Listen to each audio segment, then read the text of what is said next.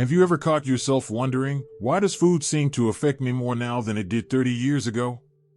Maybe a simple meal leaves you bloated, tired, or even foggy-headed for the rest of the day.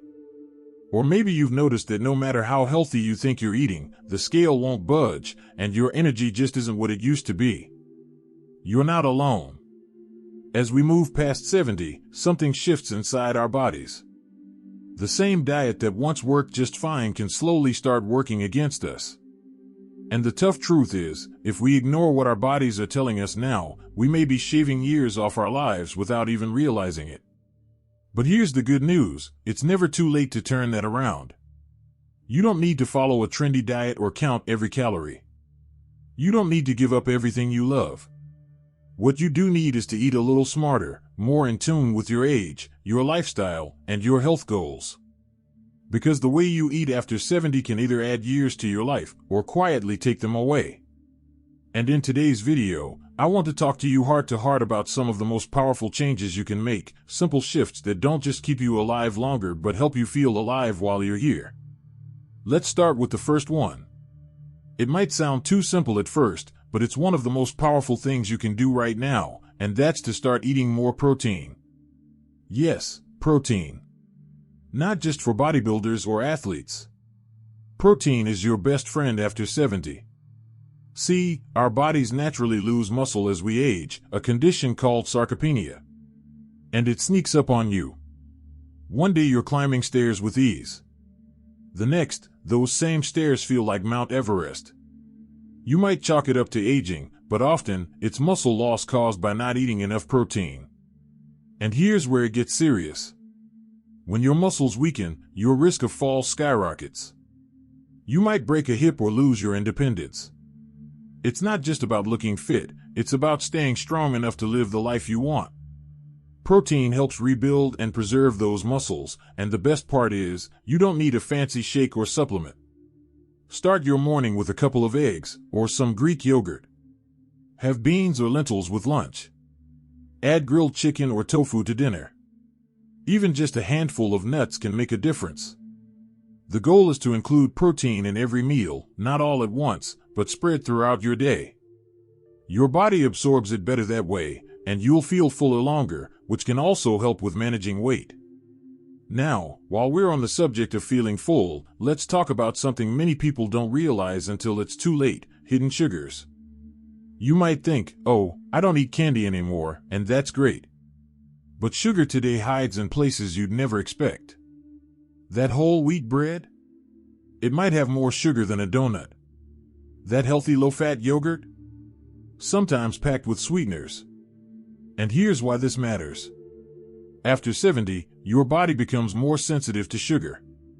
Even a moderate spike in blood sugar can affect your energy, your brain, and even your mood. More importantly, high blood sugar over time leads to chronic inflammation, the silent enemy behind heart disease, memory loss, and yes, accelerated aging. So what do? You start by reading labels. You don't need to become obsessive, just aware. Look for words like corn syrup, fructose, or anything ending in "ose." Try swapping sweetened snacks with fruit or whole food treats like dates and almonds. And when you want something indulgent, that's okay too, just do it mindfully, not daily. Next, let's talk hydration. Because believe it or not, dehydration is one of the biggest and most overlooked issues in older adults. And it doesn't always feel like thirst. Sometimes, it shows up as fatigue, or dizziness, or forgetfulness. And most people don't realize they're running on empty until they've already started to feel the effects. As we age, our sense of thirst actually weakens. Your body might need water, but your brain doesn't send the signal like it used to. That means you could be mildly dehydrated every day and not know it. And over time, that takes a toll on your kidneys, your digestion, and even your heart. So how much water do you need? A good rule of thumb is to sip throughout the day. Don't wait until you're thirsty. Keep a water bottle nearby. Add a slice of lemon or cucumber if that helps. Herbal teas, broth-based soups, and juicy fruits like watermelon also count.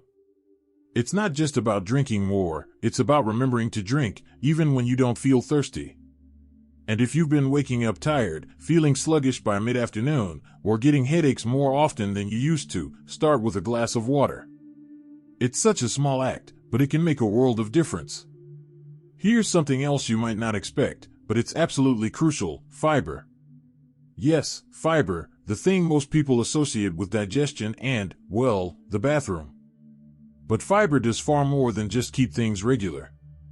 It helps control blood sugar. It lowers cholesterol. It feeds the good bacteria in your gut, which plays a surprising role in everything from immunity to mood. And unfortunately, most people over 70 don't get nearly enough. You want to aim for 25 to 30 grams a day. That may sound like a lot, but it adds up quickly when you're intentional. Think oatmeal in the morning, beans in your salad, roasted veggies at dinner, and fresh fruit for dessert. Even something as simple as switching to whole grain bread or brown rice makes a big impact over time. Your gut health, your heart, even your brain, they all benefit from fiber. It's the unsung hero of a long, strong life. And when you combine it with enough water and protein, you've just built a powerful foundation for health, energy, and independence. So now, I want you to pause for a second and think about this. How many of these habits are already part of your day? And how many could you gently begin to include, even just a little at a time? Because the truth is, change doesn't have to be dramatic to be effective. You're not trying to turn your world upside down, you're just making quiet, intentional choices that support the life you want to live. Watching and feel that these insights are meaningful. Please type number 2 in the comments to let me know you're still with me. And if you haven't subscribed yet, I warmly invite you to do so, and don't forget to turn on the bell, so you won't miss any of our upcoming videos designed to uplift, inform, and inspire. Your support truly means a lot. It's what keeps us going and allows us to continue sharing thoughtful, helpful content just for you. Now, let's continue this journey together. So now that you're thinking more deeply about what's really going on your plate, let's keep that momentum going. Because the truth is, the way you eat after 70 isn't just about food, it's about your future. And the next step in this journey is one that surprises a lot of people: cutting back on ultra-processed foods. I know, they're convenient. They're quick. And they've probably been part of your routine for decades. But hear me out, your body at 70 doesn't bounce back like it did at 30. And ultra-processed foods? They don't just fill you up, they wear you down. What do I mean by ultra-processed? Think of foods that come in boxes, bags, or microwavable trays with ingredients you can't pronounce. We're talking frozen meals, sweetened breakfast cereals, flavored chips, and even some of those health bars that promise energy but deliver mostly sugar and additives.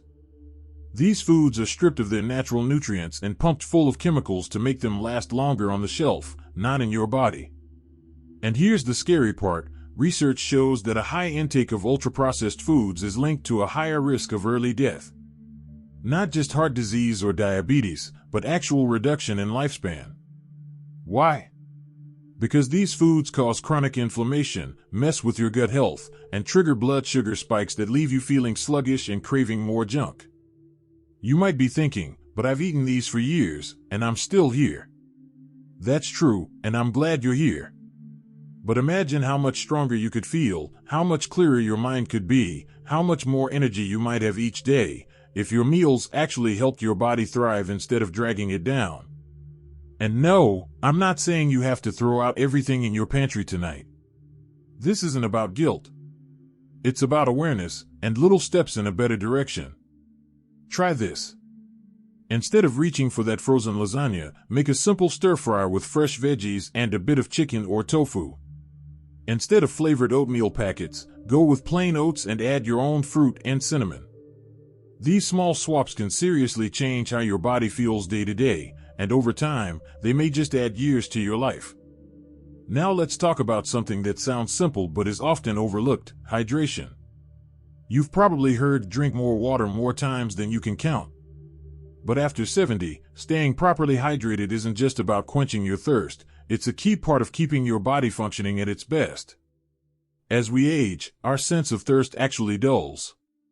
That means you might not feel thirsty even when your body needs water. And chronic dehydration, even mild, can lead to fatigue, confusion, constipation, and even an increased risk of falls. Yes, falls. When you're even a little bit dehydrated, your balance, focus, and reflexes all take a hit. So how much water should you be drinking?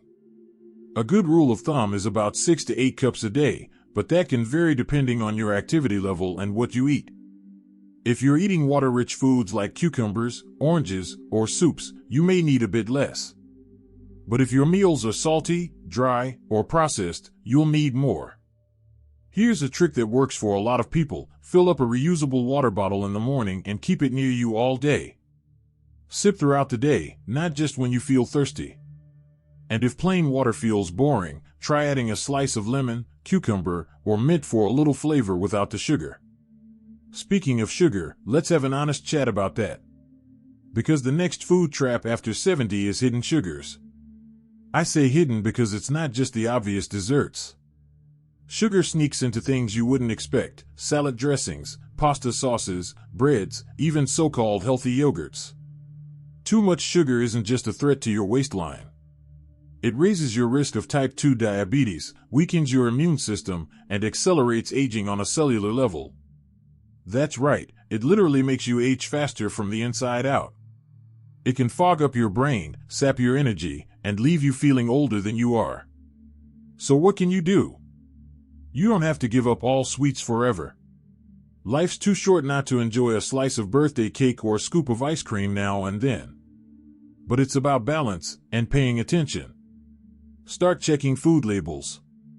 If sugar or one of its sneaky names, like corn syrup, fructose, or dextrose, is in the first few ingredients, think twice. Even better, shift your sweet tooth toward natural sugars. Fresh fruits, dates, or a small piece of dark chocolate can satisfy you without wrecking your health. And over time, your taste buds will adjust. Things that once tasted bland will start to taste sweet again because you'll have reset your baseline. So far, we've talked about cutting back on processed foods, drinking more water, and watching out for sugar, but let me add one more piece to this puzzle, and it's one that's deeply personal: how you feel when you eat. Because here's something that's often overlooked: emotional eating doesn't go away just because we've hit a certain age. In fact, it can get even stronger. Loneliness, boredom, stress, grief, these emotions can all lead us to reach for food for comfort instead of nourishment. And listen, if that sounds like you, you are not alone. So many people over 70 find themselves eating not because they're hungry, but because they're trying to fill an emotional void. The key isn't to feel bad about it, it's to become aware of it. Next time you're reaching for that snack, pause and ask yourself, am I really hungry or just feeling something else? If it's hunger, great, honor it with something wholesome and filling. If it's not, maybe what you really need is a walk outside, a phone call with a friend, or even just a few quiet minutes to breathe and reflect. Food can nourish the body, but connection and care nourish the soul. And remember, eating well after 70 isn't about restriction. It's about liberation. When you choose foods that energize you, hydrate you, and truly satisfy you, you're giving yourself the freedom to enjoy life more fully. To move with more ease, to think more clearly, to engage more deeply with the people and moments that matter most. Let's keep that going, because the next piece of this journey is just as powerful. And here's something we often forget: food isn't just fuel, it's communication. Every bite you take sends a message to your body.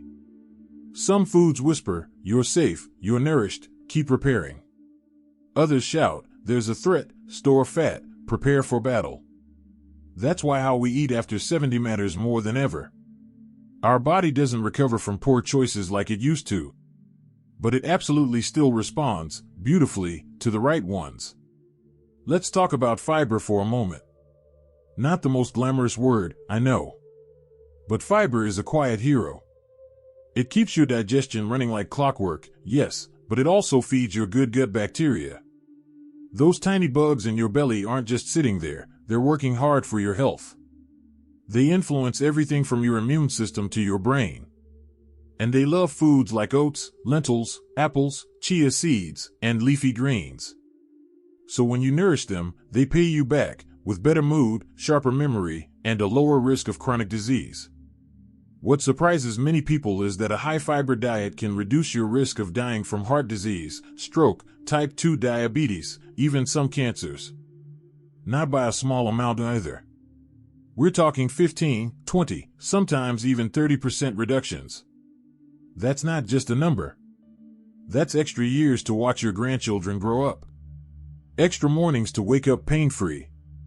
Extra evenings to sit on the porch and feel the breeze. And the best part? Fiber doesn't come in a pill. It comes in beautiful, colorful foods that taste wonderful once you give your taste buds time to adjust. Now, let's take a moment to talk about sugar. Not natural sugar from fruits, those come with fiber and nutrients. I mean the added kind. The sneaky kind. The one hiding in sauces, salad dressings, healthy granola bars, and even whole wheat bread. Too much of that kind of sugar creates inflammation, like a slow-burning fire inside your body. Over time, that fire damages your cells, your arteries, your joints, even your brain. And the kicker? It doesn't always show up on the scale. You can be thin and still suffer from sugar overload. So if you have a sweet tooth, don't worry, you don't have to give up dessert forever. Just choose wisely. Fresh fruit with a little cinnamon. A square of dark chocolate. Or a date stuffed with a walnut. It tastes like caramel, and your heart will thank you. You're not giving up joy. You're giving up damage disguised as comfort. And now we arrive at something deeply personal, how food makes you feel. After 70, digestion changes. Your stomach might empty slower. You might feel full longer, or too soon. You might notice that some meals leave you bloated, sluggish, or foggy-headed. And this is where mindful eating becomes your best friend. Not a trendy phrase, just paying attention. Notice which meals energize you. Which ones help you sleep better? Which ones make your joints ache less the next morning? Your body is talking. It always has been. The older we get, the more we need to listen. Here's a small but powerful habit: chew your food longer. Not just for digestion, but to slow down, to appreciate the moment, to give your body time to signal fullness. Eating quickly, standing at the counter, distracted by a screen, that's not a meal. That's rushing through life. And you've earned the right to enjoy every bite, every flavor, every quiet moment around the table. And finally, let's talk about community. Because what you eat is important, but who you eat with is just as vital. Sharing meals can reduce loneliness, which in turn lowers stress, boosts immunity, and even extends life. So invite a neighbor for lunch. Call an old friend and meet at the park with a thermos of soup. Start a small supper club or cooking group. Food nourishes our body, but connection nourishes our soul. When you choose whole, life-giving foods, when you drink water like it matters, when you fill your plate with color, not just out of habit but out of love for your own body, you're not just surviving. You're sending a message to your future: I'm not done yet.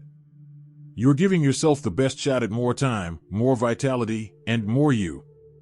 There's no perfect way to eat. No strict rules you must follow to the letter. Just a commitment to care. To tune in.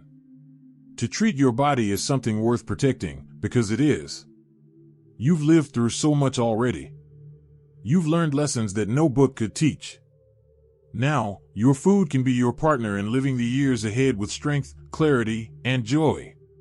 So if this video has spoken to you, even just one small part of it, take that as your sign. A sign to make one change today. Just one. Add a vegetable. Swap a drink. Sit down to eat with someone you love. That's how real change begins, not with a dramatic overhaul, but with gentle steps forward. If you found this helpful, I'd love to hear from you in the comments. What change will you make today? What's one food that brings you both health and happiness? Share it with us, because your story could inspire someone else to take their first step, too. And if you haven't already, go ahead and hit that like button It tells YouTube to share this message with more people who need it. And subscribe if you'd like more uplifting, practical tips on living your best life after 60. You're not too old. You're not too late. And your future is still yours to shape, one meal, one bite, one beautiful day at a time. Here's to you. Here's to health. And here's to the long, vibrant life you absolutely deserve.